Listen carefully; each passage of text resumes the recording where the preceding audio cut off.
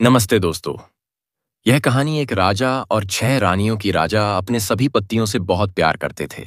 लेकिन 6 रानियों ने संतान का सुख नहीं दी। सुनहरी दीवारों और सुंदर नक्काशी से सजा हुआ था, लेकिन उसकी भव्यता के बावजूद राजा विक्रमादित्य के हृदय में एक अधूरापन था। उनकी 6 रानियां थीं, सौंदर्य और गुणों की मिसाल, लेकिन नियति ने उन्हें मातृत्व का सुख नहीं दिया।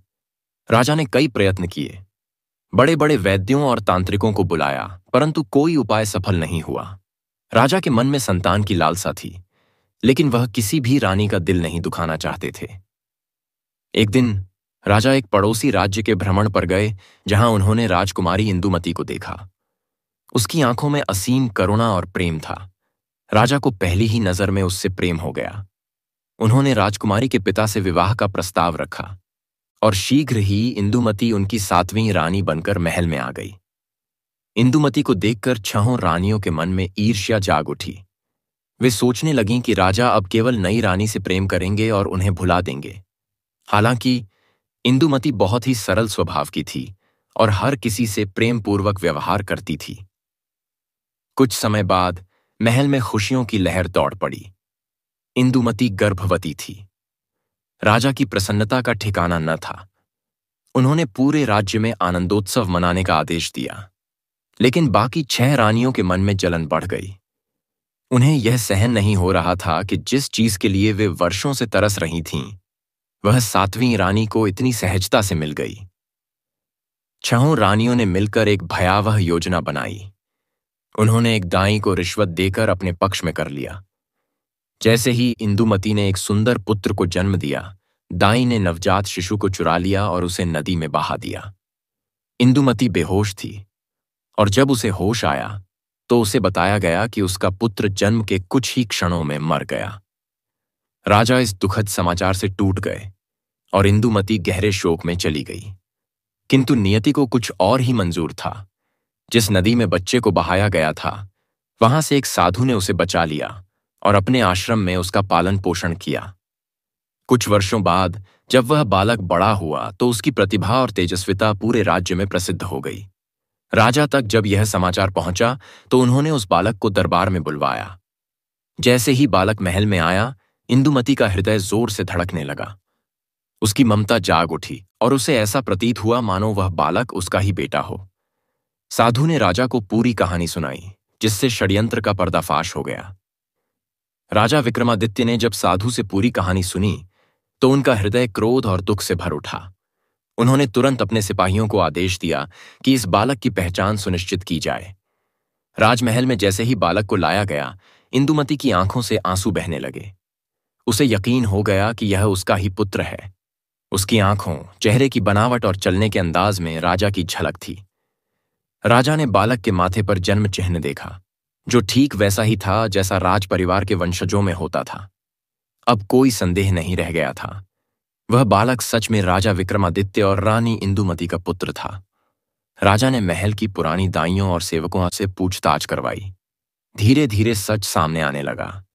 डर के मारे एक दासी ने स्वीकार किया कि 6 रानियों ने मिलकर इंदुमती के पुत्र को मरवाने की योजना बनाई थी और दाई को भारी स्वर्ण मुद्राएं देकर उसे नदी में फेंकवा दिया था। राजा का गुस्सा 7वें आसमान पर पहुंच गया। उन्होंने तुरंत 6 रानियों को दरबार में बुलाया और उनसे जवाब मांगा। पहले तो वे इनकार करती रहीं, लेकिन जब सबूत सामने आए तो वे चुप हो गईं। राजा ने अपने न्यायाधीशों से परामर्श किया। कुछ दरबारियों ने कहा कि इन रानियों को मृत्युदंड दिया जाना चाहिए, लेकिन राजा विक्रमादित्य ने सोचा कि मृत्यु से भी बड़ा दंड उन्हें दिया जाना चाहिए। उन्होंने फैसला सुनाया कि 6 रानियों को महल से निकालकर जंगल में भेज दिया जाए, जहां वे अपनी बाकी की जिंदगी अकेले बिताएं।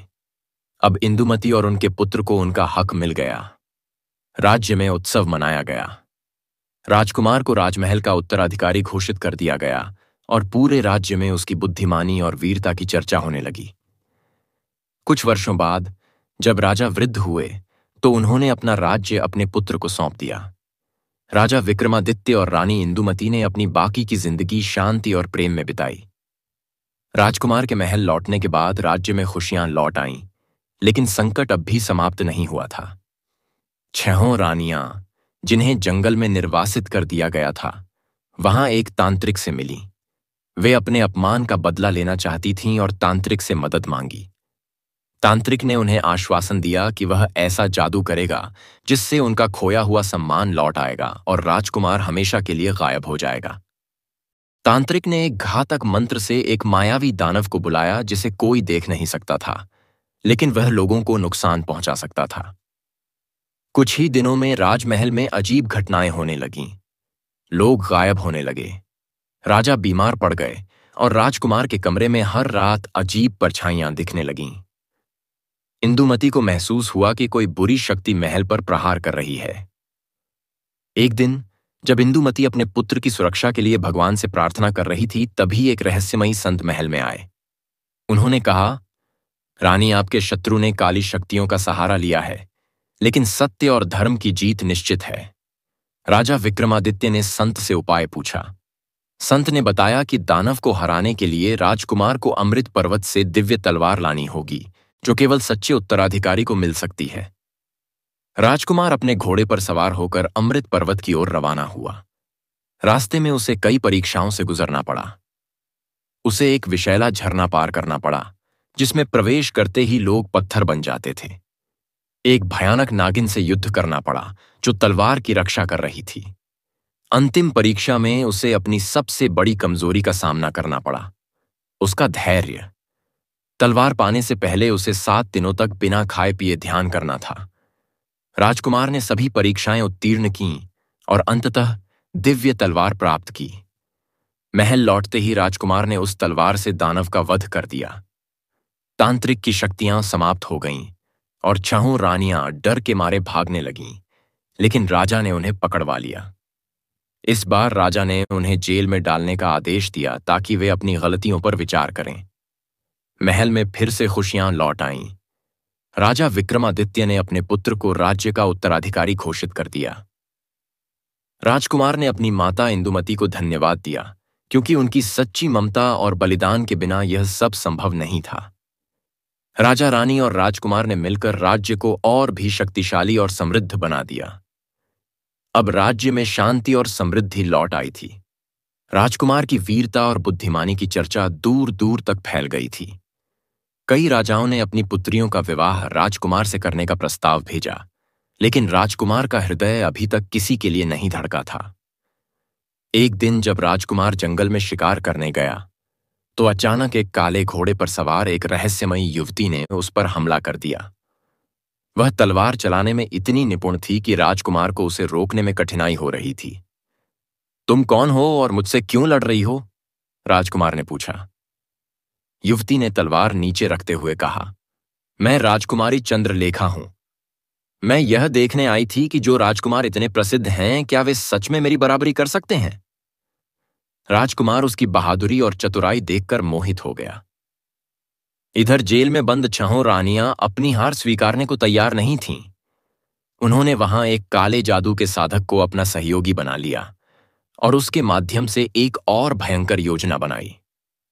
रानियों ने चंद्रलेखा के पिता राजा सूर्यकेतु को यह संदेश भिजवाया कि राजकुमार एक दुष्ट व्यक्ति है, जिसने अपनी ही सौतेली माताओं को जेल में डाल दिया। राजा सूर्यकेतु गुस्से में आ गए और उन्होंने राजकुमार को युद्ध के लिए चुनौती दे दी।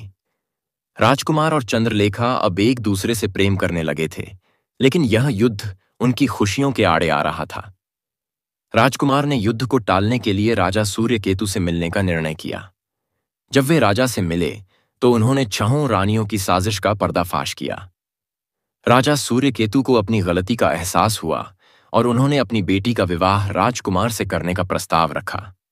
इधर राजा विक्रमादित्य को जैसे ही पता चला कि छहों रानियां जेल में रहकर भी साजिशें कर रही हैं, उन्होंने तुरंत उन्हें कठोर दंड देने का निर्णय लिया। इस बार उन्हें एक निर्जन टापू पर भेज दिया गया, जहां वे जीवन भर अपने किए पर पश्चाताप करती रहीं। राजकुमार और राजकुमारी चंद्रलेखा का विवाह बहुत ही धूमधाम से हुआ। पूरे राज्य में उत्सव मनाया गया। राजा विक्रमादित्य और रानी इंदुमती ने अपने पुत्र को राजा घोषित कर दिया और चंद्रलेखा नई महारानी बनी।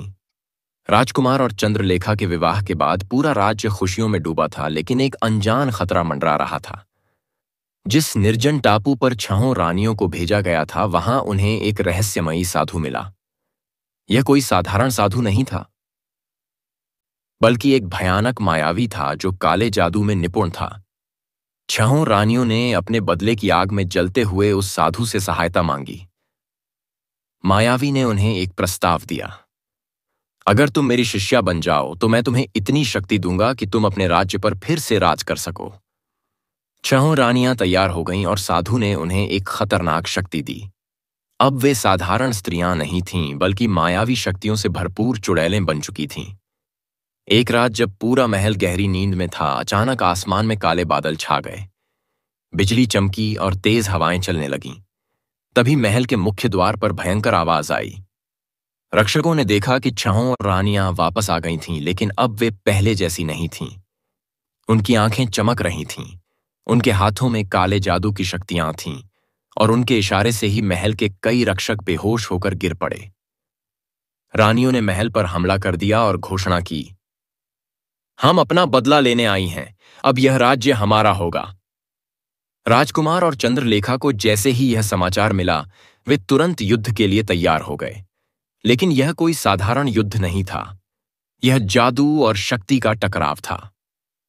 चंद्रलेखा को अपनी दिव्य विद्या याद आई जो उनके पूर्वजों ने उन्हें सिखाई थी। उन्होंने राजकुमार से कहा, हम केवल तलवार से इनका सामना नहीं कर सकते, हमें आध्यात्मिक शक्ति की भी आवश्यकता होगी। राजकुमार और चंद्रलेखा एक पवित्र गुफा में गए जहां उन्होंने भगवान शिव की तपस्या की। 3 दिनों तक उन्होंने बिना अन्न और जल के ध्यान किया। अंततः भगवान शिव प्रकट हुए और उन्हें एक दिव्य अस्त्र प्रदान किया, त्रिशूल शक्ति, जो किसी भी काले जादू को नष्ट कर सकती थी। राजकुमार और चंद्रलेखा जब महल लौटे तो वहां विनाश का तांडव मचा हुआ था। छहों रानियों ने अपने काले जादू से महल के कई हिस्सों को नष्ट कर दिया था। राजा विक्रमादित्य और रानी इंदुमती सुरक्षित स्थान पर छिपे हुए थे। राजकुमार ने अपनी तलवार से जादुई हमलों को काटना शुरू किया। चंद्रलेखा ने अपने दिव्य मंत्रों से मायावी रानियों की शक्तियां कमजोर करनी शुरू कीं। लेकिन छहों रानियां इतनी शक्तिशाली हो गई थीं कि वे बार बार आक्रमण कर रही थीं। आखिरकार राजकुमार ने शिव द्वारा दी गई त्रिशूल शक्ति को उठाया और एक ही वार में छहों रानियों की काली शक्तियों को नष्ट कर दिया। जैसे ही यह हुआ, रानियां अपनी असली स्थिति में आ गईं, कमजोर और पराजित। राजा विक्रमादित्य ने उन्हें आजीवन कारावास देने का आदेश दिया, जिससे वे फिर कभी किसी को नुकसान न पहुंचा सकें। अब राज्य को उसके सबसे बड़े संकट से मुक्ति मिल चुकी थी। राजा विक्रमादित्य ने राजकुमार को आधिकारिक रूप से राजा घोषित कर दिया। चंद्रलेखा नई महारानी बनी और उन्होंने अपनी बुद्धिमानी से राज्य को और भी शक्तिशाली बनाया। रानी इंदुमती अपने पुत्र को राजा बनते देखकर गर्व महसूस कर रही थीं। समय बीतता गया और यह राज्य इतिहास में सबसे शक्तिशाली और समृद्ध राज्य बन गया।